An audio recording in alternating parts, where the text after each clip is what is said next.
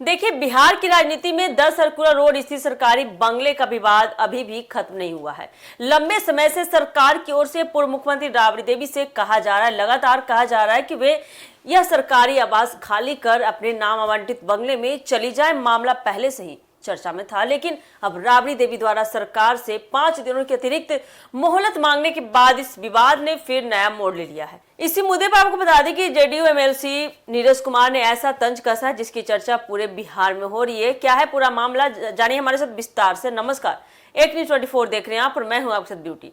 दरअसल राबड़ी देवी ने सरकार को लिखे पत्र में कहा है कि करीब 2 दशक पहले जब उन्हें यह सरकारी बंगला आवंटित किया गया था, यानी 2006 में, तब सरकार की ओर से कौन कौन सा सामान दिया गया था, इसकी जानकारी उपलब्ध कराई जाए। उनका कहना है कि इतने वर्षों बाद बिना आधिकारिक सूची के सरकारी सामान का मिलान करना आसान नहीं होता है। इसी कारण उन्होंने बंगला खाली करने के लिए 5 दिन का अतिरिक्त समय मांगा है। राबड़ी देवी की इस मांग पर प्रतिक्रिया देते हुए नीरज कुमार ने मीडिया से बातचीत में कहा है कि सरकारी आवास में क्या क्या सामान रहता है, यह कोई रहस्य नहीं है, यह कोई बड़ी बात नहीं है, सभी लोग जानते हैं। सरकार के पास हर चीज का रिकॉर्ड होता है और बंगला खाली करते समय उसी के आधार पर सामान का मिलान भी किया जाता है। यही नहीं, नीरज कुमार ने व्यंग्यात्मक अंदाज में कहा कि आज अगर सरकारी मकान में हैं तो सरकारी चीजों का इस्तेमाल करेंगे, और जब मकान खाली करना पड़ेगा तो सरकार का चीज है, सरकार का जो सामान है, वह सरकार को वापस लौटा देंगे। इसमें आखिर दिक्कत क्या है? उन्होंने कहा कि सरकारी संपत्ति जनता के टैक्स के पैसे से खरीदी जाती है, इसलिए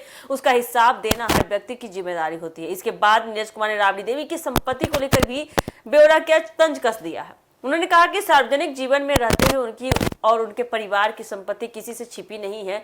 ऐसे में अगर सरकारी सामान में से कुछ सरकार को वापस देना भी पड़ जाए या सरकार के हिस्से में चला भी जाए तो इसे उनका कुछ भी कम नहीं होने वाला है।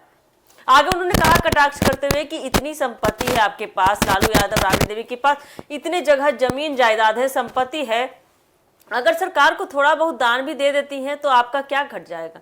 उनके इस बयान के बाद सियासी हलकों में नई बहस शुरू हो गई है। समर्थक इसे राजनीतिक कटाक्ष बता रहे हैं, जबकि विपक्ष इसे व्यक्तिगत टिप्पणी करार दे रहा है। दूसरी ओर राजद का कहना है कि राबड़ी देवी ने केवल सरकारी रिकॉर्ड के मिलान के लिए 5 दिन का समय मांगा है ताकि कोई भी सामान बिना हिसाब के ना रहे। पार्टी का आरोप है कि एक समान प्रशासनिक प्रक्रिया को जानबूझकर राजनीतिक रंग दे दिया जा रहा है। अब सवाल यह है कि 5 दिन की मोहलत पूरे होने के बाद क्या 10 सर्कुलर रोड का यह विवाद खत्म हो जाएगा या फिर सरकारी सामान के हिसाब किताब को लेकर सियासत का नया अध्याय शुरू होगा। फिलहाल बिहार की राजनीति में सभी की नजर इस बात पर टिकी हुई है कि देखिए, 5 दिन बाद जिस तरह से राबड़ी देवी ने, पूर्व मुख्यमंत्री राबड़ी देवी ने सरकार से 5 दिन की मोहलत मांगी है, क्या कुछ पत्र लिखा है सामान के बारे में, तो इसके बाद ये मामला कहां तक जाता है, विवाद खत्म होता है कि नहीं, ये देखना काफी दिलचस्प होने वाला है। फिलहाल के लिए इस खबर में इतना ही। ऐसे अपडेट के लिए जुड़े हमारे एक न्यूज़ 24